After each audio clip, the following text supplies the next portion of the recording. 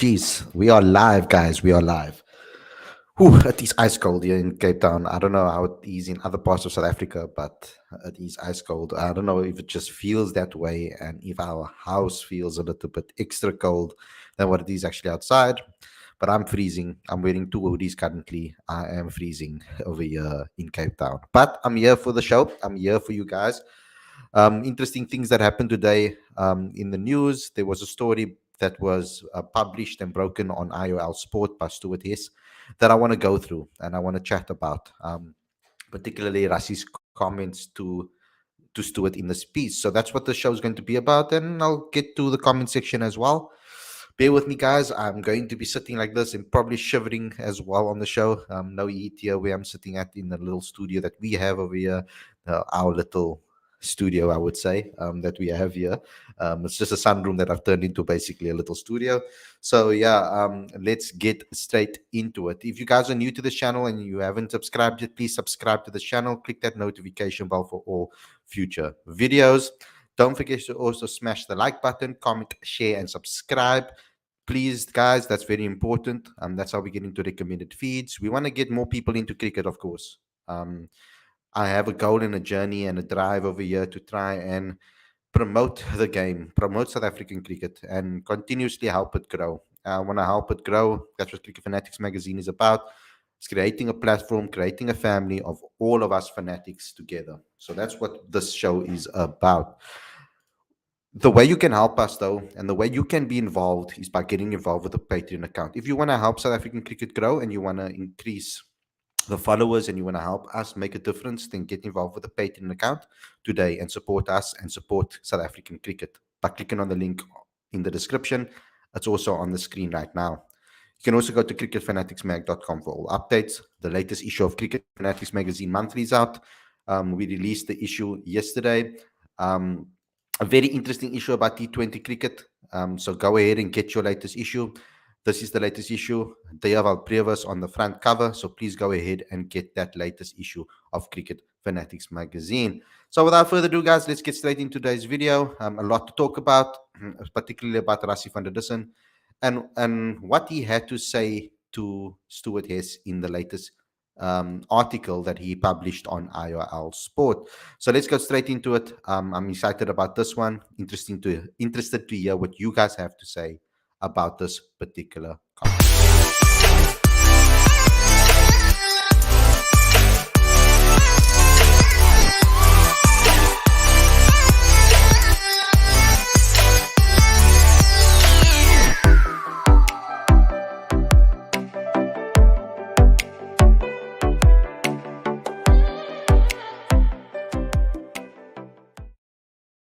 A very good evening and welcome to Cricket Fanatics magazine. This is your daily show. I'm your host, Khalid. This is the show where we talk about all the major talking points in South African cricket. Now, today, there is some interesting news that broke today, particularly an article on IOL by Stuart Hess in an interview with Rassie van der Dussen. I'm going to read out the quotes to you. Thank you, Stuart, for providing the fans with us information. And now I'm going to take it to our fan base as well and give you the credit that you deserve as well for this article. Interesting topic today. I was just talking about at the beginning of the show on how cold I am. I was actually at Craven Week today. I'm so lucky that my former school is hosting Craven Week, so I got to see Western Province, the second Western Province team, as well as the first Western Province team take on two very talented teams as well. Take on Border, who really looked really exciting to watch. Particularly, I think I really like to watch the fly off. The fly was really decent. And then South Africa, the Western Province team, first 11 played against the Sharks. And that was the game today, and they won that match. So it was a very nice match to watch. I have to give hats off and props to the fly off. He really impressed me.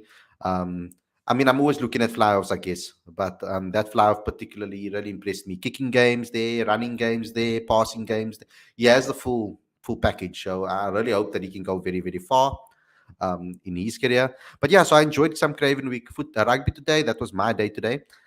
But let's get into today's topic, and that is about this particular article that was written on IOL Sport. Now, I take Stuart Hess did this particular article, and these are some of the comments that Rassie had to make. He says, let's see. So it's particularly about England's approach against India. This was his response. He says, let's see them do that against our bowlers. You've got to look at the position they were in before these last four tests. They were last in the championship. So it was almost a case that they didn't have anything to lose because they were losing anyway, said Van der Dussen. Knowing a bit about McCallum from talking to the guys who have played with and under him, he's aggressive in his approach. In these four matches, it worked. He's also been the coach of of teams who adopted a similar mindset where it hasn't worked. I think the philosophy, the mindset that players talk about is one thing, but they also have players in form. Johnny Bairstow has 400s in the last month, which is absolutely ridiculous. Any game plan works when guys are in form. That's a very important paragraph right there, because we do tend to get lost within that and not looking at the details. And Rassi's looking at it a little bit more in detail over here, I guess. I think the big challenge in playing that way is that you are not going to be consistent. If you come out with a good bowling performance or it doesn't go well for them, there will be a few question marks if they get bowled out cheaply in the first innings, or guys get caught hitting the ball straight up or playing loosely. Those are the challenges for them. We have the plans, we know what has worked for us. They're coming with a slightly different mindset and strategy, which has gone well for them. Let's see them do that against our bowlers. So, it's almost, I would say, it's almost a warning sent to England. Kind of saying, come on, try to play that type brand of cricket against us. So we can clearly see what Rassi thinks about this brand of cricket that's been played. We spoke about it, whether South Africa should adopt that style of play. Are we far behind England with regards to that style of play? Is it something that us as fans want to see South Africa play? It doesn't seem like Rassi van der Dussen is quite sold on that method or that style of play. And like the comments that he made there specifically saying that that let them try and do that against our bowlers. I mean, that's a clear statement to say to them, you know what, you can have this brand of cricket, but we will show you. That's the kind of message that I'm getting from it, at least, and that's the understanding that I'm getting from the quotes that others read. So it's interesting to see that South Africa thinks in that way, that they've got plans, they think that they can combat that, and it's maybe not something that they agree with. Oh, well, at least Rassi doesn't seem like he agrees with that style of play. But I don't think a player would come out and speak in such a confident manner if he himself doesn't believe or the team doesn't believe what he is saying too. So it's interesting to see that. I've got Ravi with me right now. I'm going to bring him in onto the stream. 2 seconds. Hello, Ravi. How's it going, bro? I just read out Rafi van der Dussen's comments. I don't know if you read it or you heard me read it out. Um, Not so at all. so basically, I'll just try to explain it to you in a nutshell. Rassi, after the England performance, Stuart Hess interviewed him. Interviewed Rassi. Now, after this particular England performance against India, this attacking brand of cricket that you've seen them play, etc. Rassi had a couple of things to say about that specifically, and he said, "Let them try this against our bowlers." Specifically, the main topic that I see out of this is, I think the big challenge in playing that way is that you are not going to be consistent. If we come out with a good bowling performance or it doesn't go well for them, there will be a few question marks if they get bowled out cheaply in the first innings, or guys get caught hitting the ball straight up or playing loosely. Those are the things for them. We have the plans. We know what has worked for us. Coming with a slightly different mindset and a strategy which has gone well for them. Let's see them do that against our bowlers. So that was a clear statement to me, a warning to England saying, try to do that against us. You want to play this attacking brand?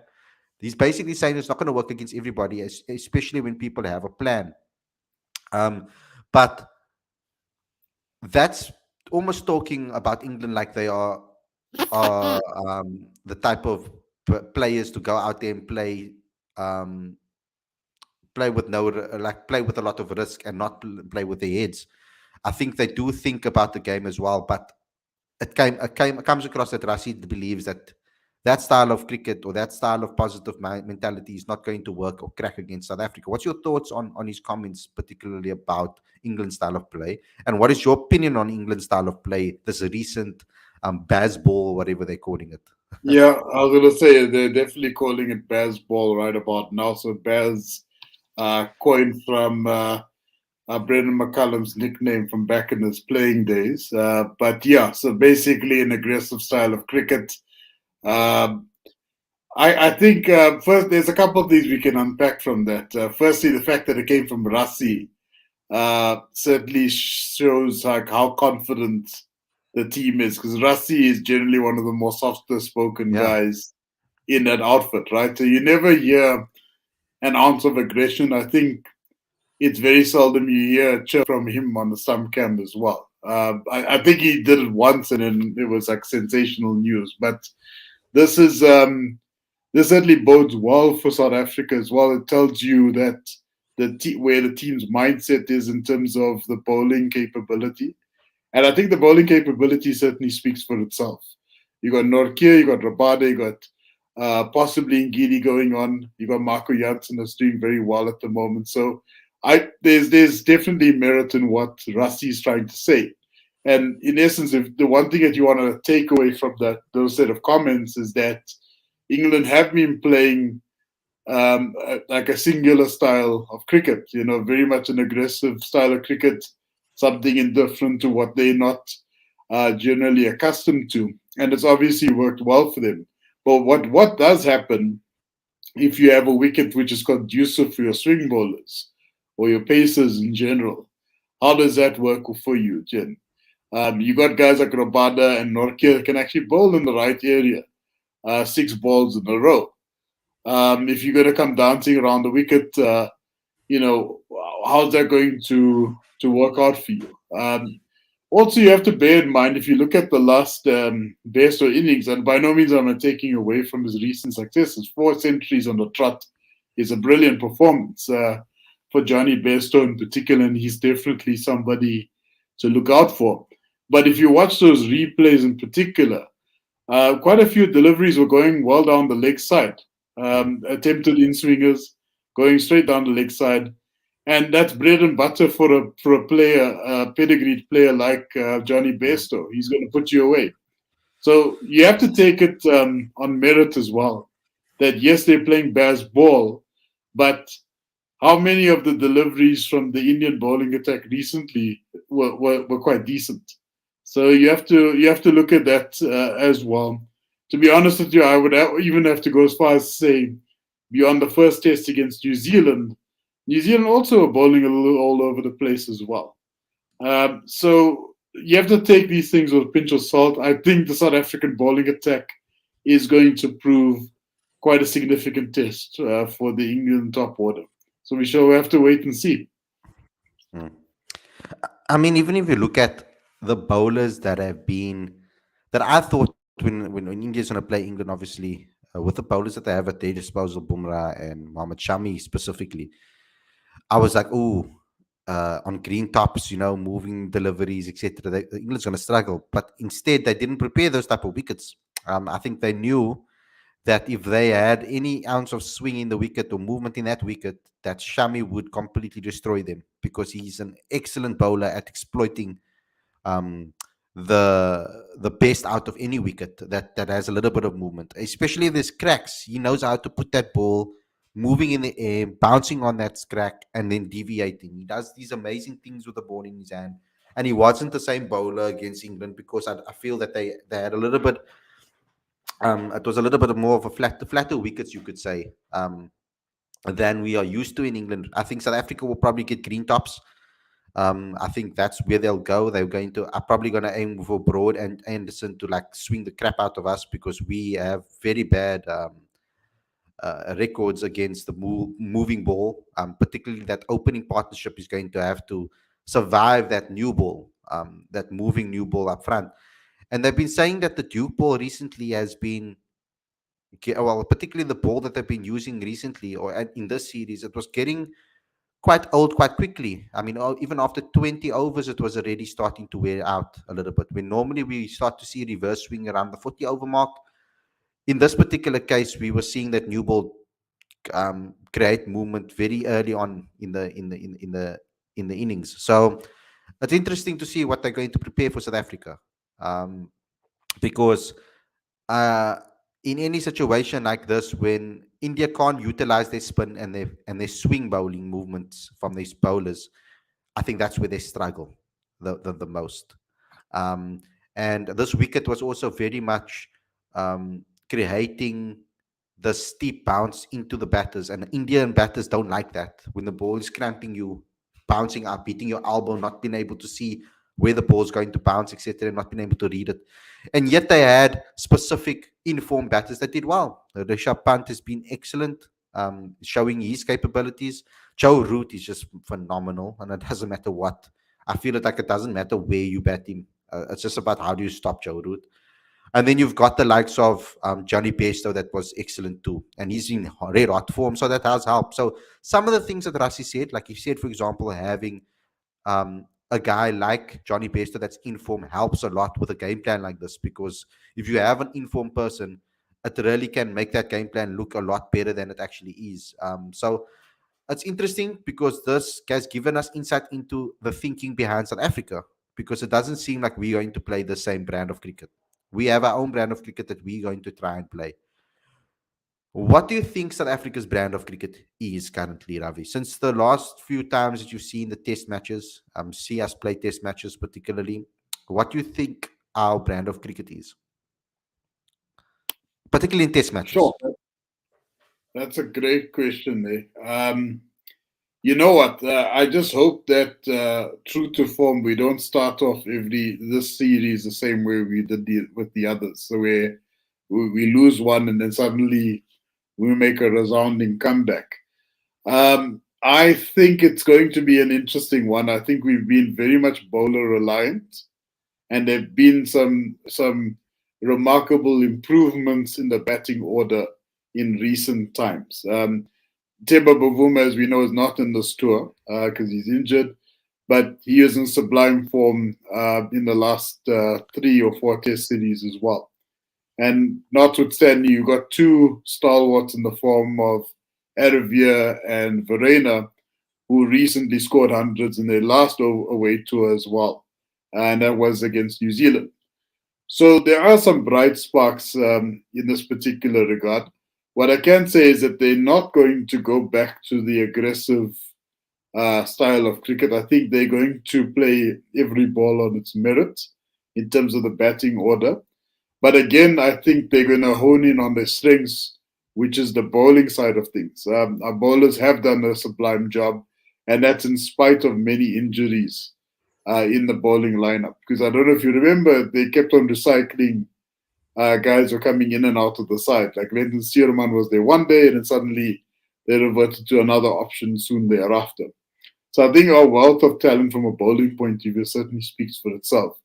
I just hope that our core lineup bowling wise is injury free or clear of injuries leading up to the test match, because that's going to be a deciding factor for me. It's going to come down to the bowlers. Mm. If you had to ask me, you've turned the question on its head, what would England do? I think they'll stick with the same baseball strategy. And what does that mean? That means at a macro level, they're going to prepare a relatively flat deck. The outfield is going to be fast. And they've got the batting lineup, as Rassie said, capable of scoring a massive total at 4 runs and over. We are going to play slightly different. We're going to take a different approach as well in response to that. But what I can tell you is that to do that against a quality bowling lineup which responds to changes in conditions as Mm. well as we generally respond to, it's going to be difficult to score 400 against this bowling attack. It's almost in a way like um, a distraction in a way. This baseball, sorry. It's almost a distraction in a way, because it's like we're going to play this aggressive brand of cricket, but they have the ability and the players to adapt. That's the key, though. Even though they can play an aggressive brand of cricket, they have the players that can adapt their games to if it's not working. Now, we never necessarily saw that from England. They continued their mindset mentality against India continuously, even though they were losing wickets. And I guess coaches like to see that the mentality is still there, that the intent was there. Um, and that maybe gave them positive vibes. If Johnny, you can always work on if and buts and whatever the case, whatever the case is. Every single team has gone through a test series where one particular player was phenomenal and has won them games. It happens all the time. So I don't want to criticize England on that manner and use that as maybe a route to criticize their style of cricket. Let's see how South Africa play, because it's one thing talking and saying things, it's another thing actually putting it in action. And this team is under a lot of pressure, I feel. They mustn't think that because they're second or third or wherever they are on the World Championship table, that they are now, that is a true reflection of their worth. I think there's a lot of things that they still need to iron out and sort out. This team is very much still in transition and very much in a building phase of getting the best out of the players that we have right now. Calvin Rayner, we mustn't underestimate this guy's hands, his hand movement, etc. That's actually saved him overseas. He's done really well overseas and not so well in South Africa. Now, he hasn't necessarily had many chances in South Africa to show what he's capable of, and it hasn't necessarily been the best of pitches here in South Africa that we've had, batting wickets at least. But we saw him in New Zealand where the ball was moving. Um, there was a lot of seam movement. There was a lot of movement in New Zealand, and he did exceptionally well there. And that's a good opportunity. I mean, he got 100 there. So I'm really hoping that in England that it will suit more of a Calvert type of style. It will suit his batting style, etc. Because he's going to be so important now that Quinton Cock is retired. And Temba Bavuma being injured is a massive blow too, because you don't have that cushion at the bottom of the order to rely on now. You're going to have to hope that we play two batters, young batters come together and they form a partnership that can be for the future. And I hope that they go with those youngsters, because I think that Ryan Rickleton does deserve another opportunity at the test level.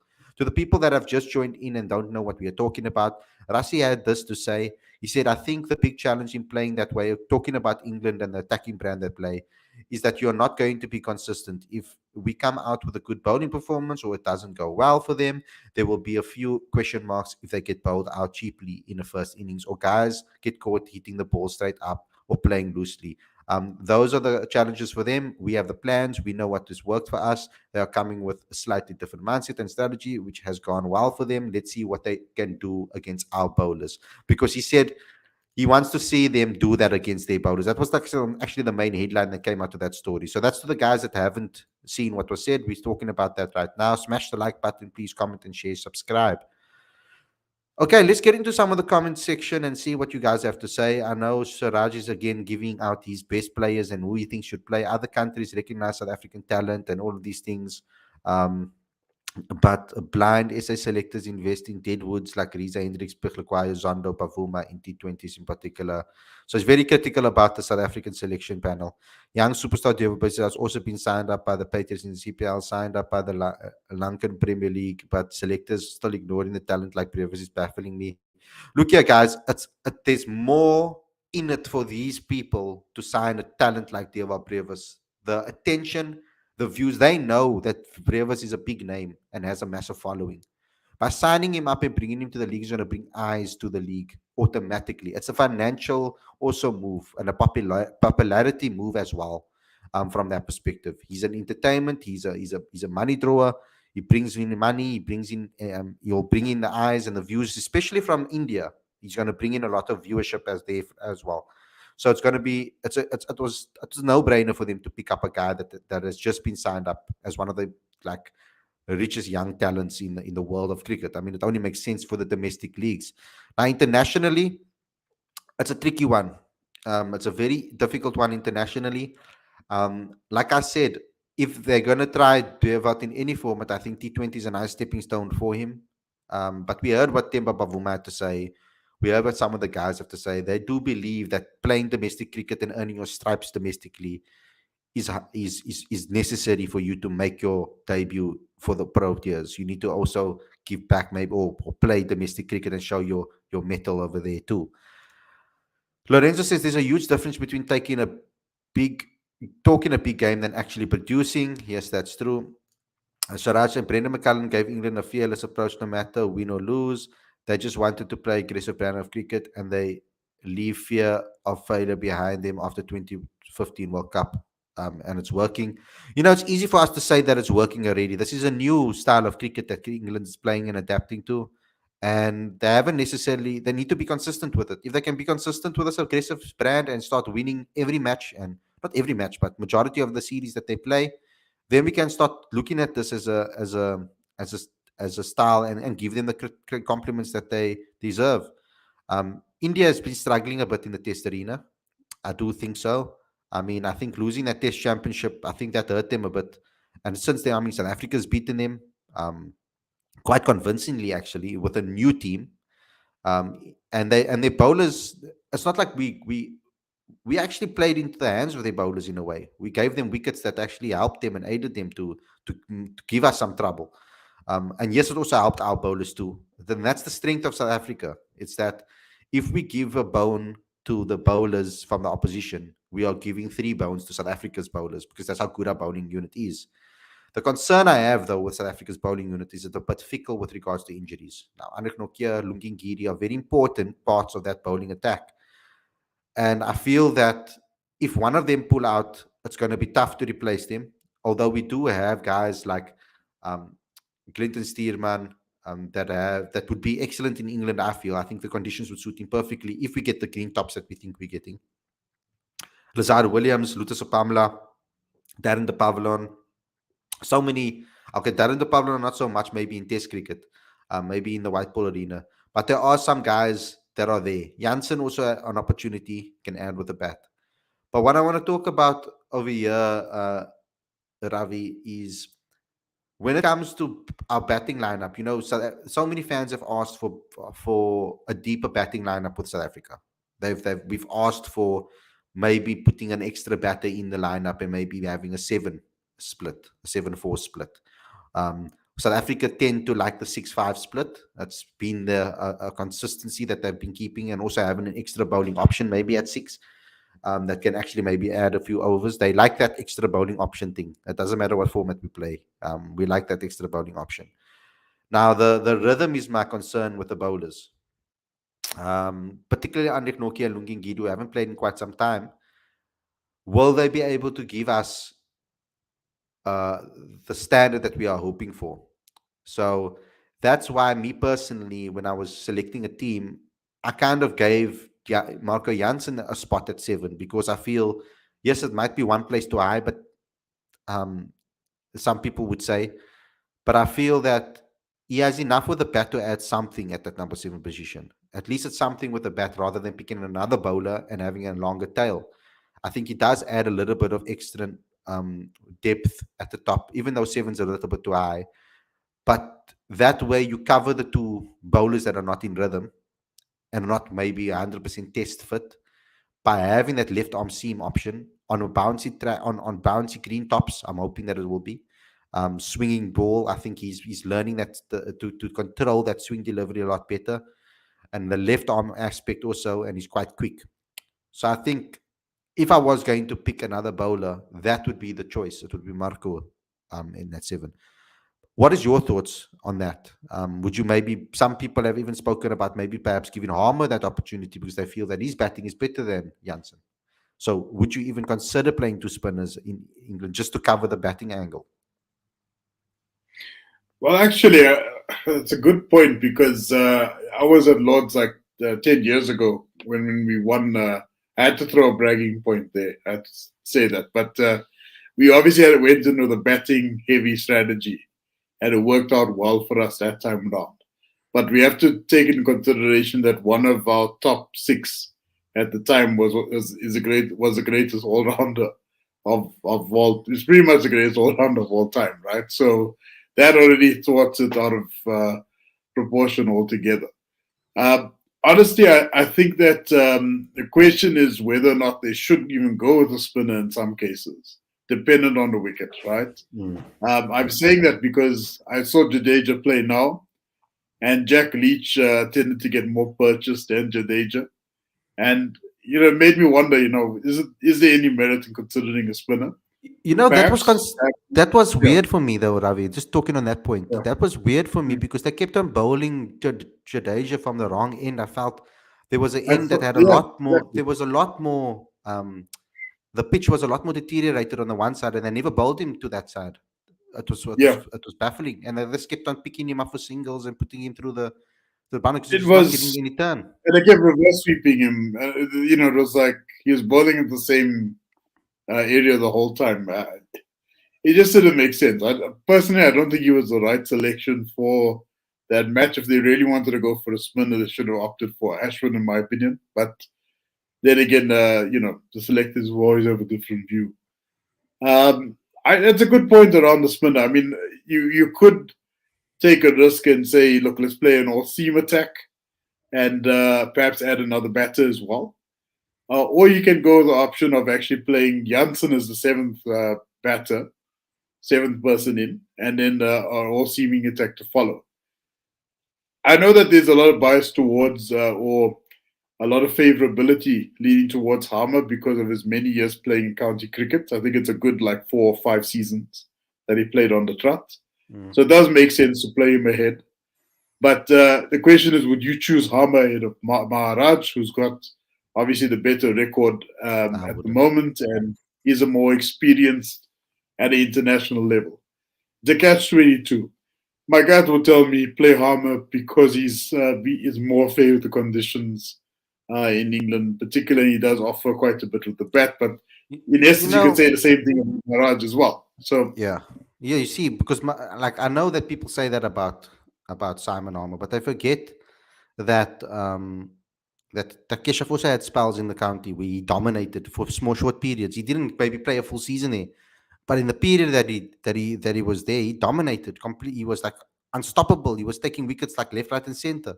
So he is also very, very smart as a cricketer, and he's also has the ability. So for me, if you pick one spinner, it's always Kesha for me. He's the best spinner I feel in the world currently, one of the best in the world currently, specifically one of the best South Africa's ever had in spin department, in my opinion. Um, so he's South Africa's best spinner in Test cricket. I just want to throw the team up again for the people that don't know the team. Is it not popping up? Is it popping up there for you, Ravi? Can you see it? yeah, yeah, I Okay, saw there it. we go. There Yeah, we go. there we go. Cool. So this is the team. The seamers over there as backup. So we've got Dwan Olivier as a backup, maybe perhaps, unless they picked one over Nokia or they picked one over Lungi, or I don't know what they're going to do there. But Lutus Apamla, Glinton Stearman too is there, and I think that those are the best bowlers in our country currently in the longest format. I know a lot of people are calling for other players, but those are the best from record wise, performance wise, over the last 3 4 years. Besides And Dwan Olivier, who experience. went to Kolpak, but Clinton Stearman and Lutus Apamla have been domestically two of the best bowlers in the last 3 seasons in first class cricket. Yeah, They've been in and around that top mark consistently. So they do deserve the opportunity, especially the movement they get. The type of bowler that Clinton is. He's a new ball movement bowler. He gets majority of the time he gets his wickets in that first opening spell. yeah. His first 4 5 6 overs, he gets wickets. He tends to dip a little bit with as the ball deteriorates, but with the new ball, he is phenomenally dangerous. And I think that was the right decision. I think we've made the right decisions in our bowling department as backups currently.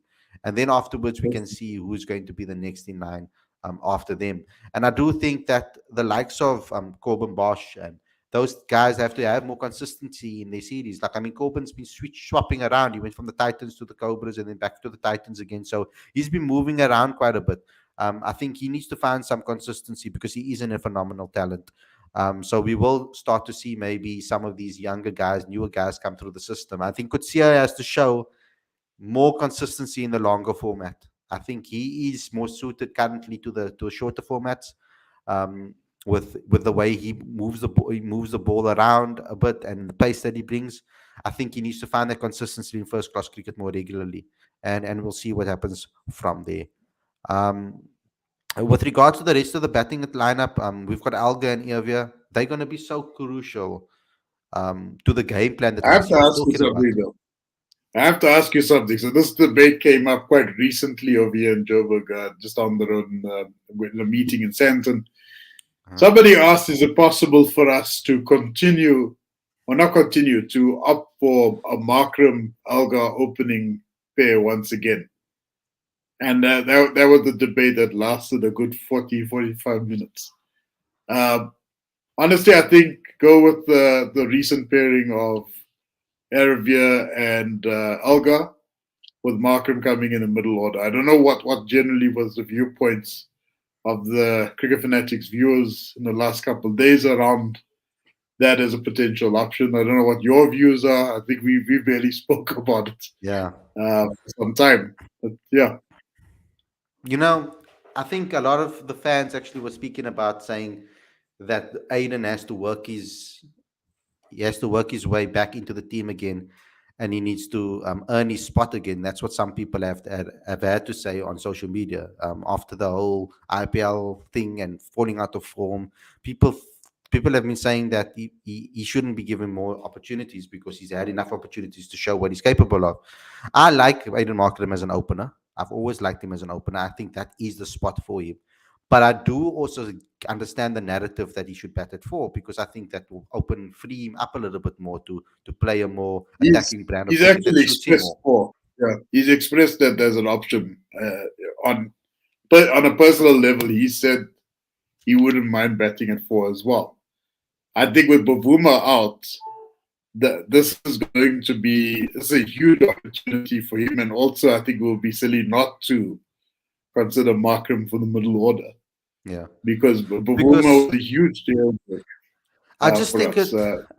I just think that we need to find a little bit more consistency with the decisions we make, and I don't think it's very fair on someone like Irve, who has done well for the Proteas so far, to drop him immediately now that Markram's back. Because I don't think, because Markram was the one struggling. I mean, there was talks about him even without the IPL thing that happened, with him going to the IPL and not playing the Test match.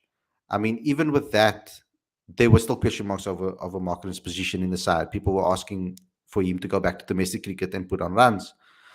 We've got Lorenzo here, who tends to have a view that kind of coincides with the rest of with a lot of the other viewers on the channel actually. And he's put up this particular team. He says Alga, Irvia, KP, Markram, I Rassie, agree with that. Riggleton, Verreina, and Jansen at 8, KG, Nokia, and Ngidi. So he's not even playing a spinner at all. He's going straight I'm with him. for seamers. And having Markram in that middle order will add a bowling option at least. You know, you can maybe give a few overs, and maybe Alga can give a couple of overs here and there too, perhaps, if it's needed. But you have Markram there that can give a little bit of spin. But I don't know if he's as a bowling option in Test cricket. I don't count it on the same level as in white ball cricket. I feel he's more effective in white ball cricket than in Test cricket, but it will be able to at least give South Africa the opportunity to maybe eat up overs with someone like Markram, which will be kind of important as well, I guess. Um, I know that there's a narrative about Janssen at 7 is too high. The only reason I was thinking of Janssen at 7 is so that we can cover for the likes of Nokia and Ngidi and take a little bit of pressure off them for the amount of overs that they have to bowl. You know, you could actually get a lot more efficiency from them because they're going straight in and performing at a high intensity level in short bursts, rather than having them bowl long, lengthy innings and having to bowl like 30, 40 overs and actually end up injuring themselves if they're not rhythm or fit enough test cricket wise. And that's why I was kind of throwing Janssen in the mix so that he can take that pressure off them. But I do like the 7 batting option because we have a problem with our batting. I still think it's a little bit shaky.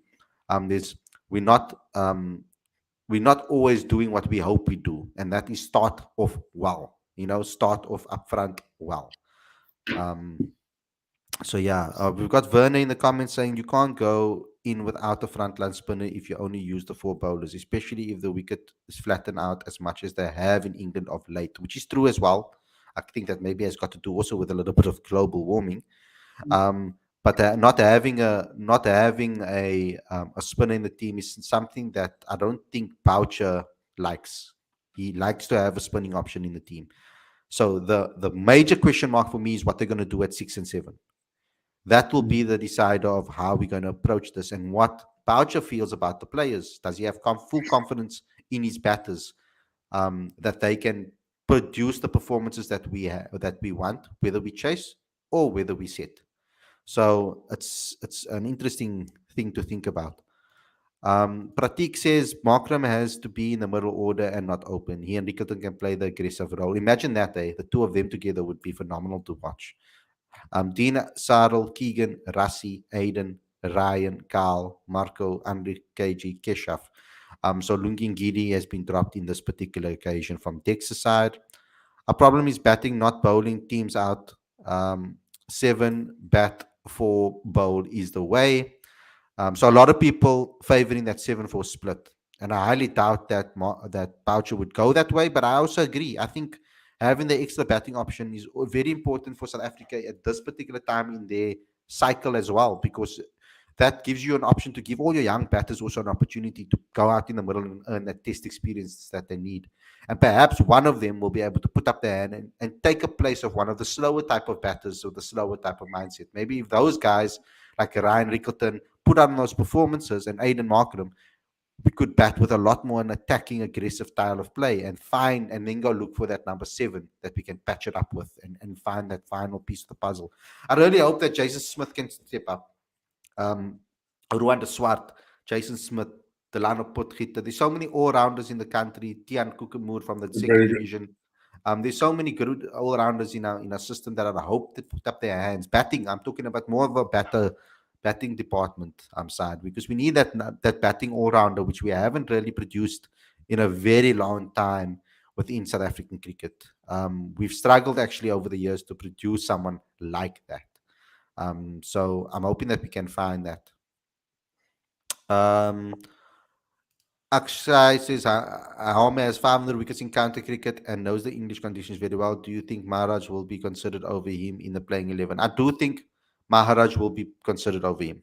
I do believe that I think he's the best bowler. And I do think that he's been the best bowler for South Africa for so many years. I do think that Simon takes a backseat to Keshav. I mean, Simon Harmer himself has actually kind of accepted that. He even said it in one of his interviews ahead of the series, this first series back. He did say against India, he did say that, he knows Keshav's ahead of him, but he wants to provide everything that he can for the team. The pitches and the ball is so flat, and England don't have a pace to blow away the tail. But look here, we don't know what type of pitches they're going to provide for against South Africa. South Africa do have weaknesses against the flatter pitches. We are actually better on flatter pitches than we are again on that greener wickets. They're not going to give us a green mamba. That's for sure. I don't know, eh? They're not going to do that. They're going to shoot themselves in the foot if they do that. They're probably going to prepare a similar wicket to what's been the case for the last 4 Test matches in England. Yeah, perhaps. I think that if they do that, I think it actually plays into South Africa's favour in a way. I think that will give South Africa's best chance of actually performing well in the Test match, because we like those type of wickets. We play that patient style of cricket where we can grind it out for days and just frustrate the opposition. Look, guys, it's simple. What do you guys think? Look, guys, it's simple. What do you guys think will be the easier option for us to win the series? 7-4 split or 6-5 split? For me, it's definitely the former. Now, we don't know. They have evidence of that. We've never seen 7-4 split. Hardly ever have we seen a 7-4 split. So we don't have evidence of that. It's easy to say that that's the way it should be based on your opinion. But it doesn't necessarily also mean that is the truth until we see it happen. So I would like to see. I mean, me personally also, I agree with you, Lorenzo. I'm not disagreeing with you. I do agree that we need an extra batter in that lineup. I'm a bit concerned over that 4 bowlers, particularly 2 out of that 4. I'm very concerned over Lungin Gideon and Andrik Nokia's rhythm and fitness for Test cricket. They have been out of the game for quite some time. They haven't played Test cricket in a long time. It can be very daunting and difficult to get that rhythm back in game. You're finding that it would be great if we had a warm-up match before this Test series for them to have a run out and get their rhythm going and their heart beating again. If England's going to be the first time they play Test cricket in the amount of time that they've missed, I'm a bit worried over there. Barnage will be targeted heavily by Stokes and Bairstow. Root scored a massive 190 at Lords last time against South Africa in 2017. And now I've got hiccups. Are you nervous? Man, Proteas will miss Quinny Khalid. I think we will. I was very upset. Not upset. I was very sad when he retired from Test cricket because I thought that he had a better future in Test cricket than in the shorter formats. Personally, if he really focused on it, I mean, we were even talking about not so long ago. We were talking about some people were saying Brian Lara vibes. They were thinking of Quinny batting at four and having similarities to Brian Lara with regards to playing an attacking brand of or a dominant brand of Test cricket. I heard people actually say that, and from there, he doesn't obviously see the Test cricket as the main um, format for himself. Khalid pitches will be flat. The template is set. Okay, let's see. I have this inkling that they'll throw a curveball at us. England are like undercover ruthless. India has the best fast bowling group still failed. I wouldn't agree with that. They have the best fast bowling group. South Africa needs to be realistic and plan better. You can't keep chasing on non roads. I guarantee you, Stokes' route Bester will attack on Maharaj. Okay. Um, Yeah, we know that. yeah. It's like yellow.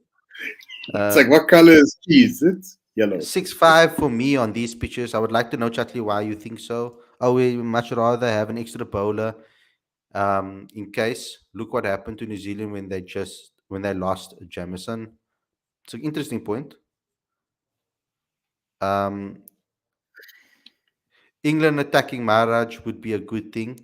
That will give us opportunities. The main thing is that we need to take all our chances. Bester was dropped early in the innings Exactly. more than once, and we need to be tight in the field and bowl to our field. I felt that India didn't necessarily bowl to their field. They were a little bit rattled by Exactly. the style of cricket that England were playing. Like I felt like at some point I was like, put a T20 thing in place, put a T20 field in place, because ultimately they're trying to do what they do in T20 cricket. So put a T20 field in place. There's no restrictions. Khalid, what is the reason behind Markham's struggles behind the ODIs? I really can't tell you guys. Like, it baffles me too. I mean, I've had many conversations with Markham trying to understand, between the two of us trying to figure it out ourselves. I just don't know what it is, because he puts in the work. He goes back to the. He's like the perfect example of that, because like he does excellently domestically in List A cricket. Like he smacks it. Comes to international cricket, struggles. I don't know if he gets a little bit ahead of himself and he plays it the same. Maybe he must hold himself back a little bit and maybe pin back his the pace that he's batting at, that aggressive style. Knowing when to leave is so important. I think the way Yanaman Malan has adapted his game in ODI cricket is a good lesson for Aiden. Yanaman's found a way to survive, and I love it. He stays and he digs in and he stays at the crease and then pushes on and bats deep. And I think Aiden can do that in ODI cricket. But if he's going to bat in at the number 4 position in ODI cricket or lower down, then obviously he's going to adapt his T20 approach. And I think he's caught up in his head, because I think Aiden is a very adaptable player. And I think he should rather focus on focusing on making sure that he can be adaptable in conditions rather than having a set game plan that he takes with him everywhere. I think he needs to add smartness to his game and learn that. Um, let's go to some more. SA are at third position now in the test rankings, Khalid. I know, yeah, but it's like I said, I don't think it's a 100% true reflection of where we actually are at. I don't think we should get carried away with that. I think we still need to work out and not underestimate teams here. That's why I was a little bit concerned when I saw this aggressive approach from Rassi now in the article, saying that, almost calling out. Well done, Stuart, for getting the Stuart Hess for getting the article and putting it out there on IL. I mean, thanks a lot, because it gave us content to talk about today. So it's a very, very interesting points were made in that article, and I think that it's a. You guys need to go back to the beginning to actually hear what they had to say. I read out the quotes to you guys. Um, Bibik saying, if SA don't get chances by dropping catches to English batters, England are not going to win in tests. In test cricket, they should let you replace an injured player after 90 overs who can bowl if you lose a bowler. Wow, that will change the game completely if that had to happen. Um, If Sarel ever does not perform well, would we see Peter Malan for the tour down under? Interesting one, because Peter Malan I felt was a little bit hard done by in the past. Um, so it's a bit crazy. Ravi, just stay with me quickly. I'm going to wrap up now. So before you jump off, I will wrap up now. Yeah. So I'm not sure what they're going to do with Peter Malan. I do feel that it was a little bit hard done by. But guys, thanks a lot for tuning in. I hope you guys enjoyed this episode. Ravi, any final words from your side before the load shedding? No? Cool. Okay, so guys, thanks a lot for tuning in. Hope you guys enjoyed this episode. Don't forget to subscribe, click that notification bell for all future videos. Don't forget to smash the like button, comment, share, subscribe, and click the notification bell and do all of those things, please. Ravi just got load shedding, so he had to leave. I hope you guys enjoyed this episode. Give me your comments in the comment section after this video is done. Let me know what you guys think about Rassie's comments. And not in the live chat. Give me in the comment section, please. I would like to see your comments over there. I'll try to respond to as many of you guys in the comment section. I want to start becoming a little bit more interactive with you guys on YouTube. So if you guys want to leave me messages on the YouTube in the YouTube comments, we can have a little bit of conversations and debates over there about the videos that we do. So please go ahead there and smash the like button. Leave a like on the video, please. Very, very important. Also, download the latest issue of Cricket Fanatics magazine monthly. Every issue is 100% free, straight to your inbox every single month. The link is on the screen as well as in the description. This is the latest cover. Deva Previs on the front cover with this exclusive interview about his IPL experience. So go ahead and get that latest issue right away. So, guys, thanks a lot for tuning in. I'm going to make myself a hot water bottle now and make sure that I can keep warm. It is flipping cold here in Cape Town. I don't know how it is in the rest of South Africa, but I'm freezing. And I think my house is a little bit colder as well as a result. But, guys, thanks a lot for tuning in. And I'll see you guys again tomorrow with another daily show. Take care, everybody. We might come a little earlier to you tomorrow. I'm going to watch Thor. I'm so excited. Opening night with Thor. So I hope you guys can tune in a little earlier with me tomorrow, so that we can do our show before I can go head off to go to the movies for the show, for the show. Yeah. So guys, anyway, I enjoyed this episode. I enjoyed your comments in the comment section. Thank you, Stuart, for the article as well. I'll see you guys very, very, very soon. Take care, everybody. Enjoy the rest of your evening. Peace.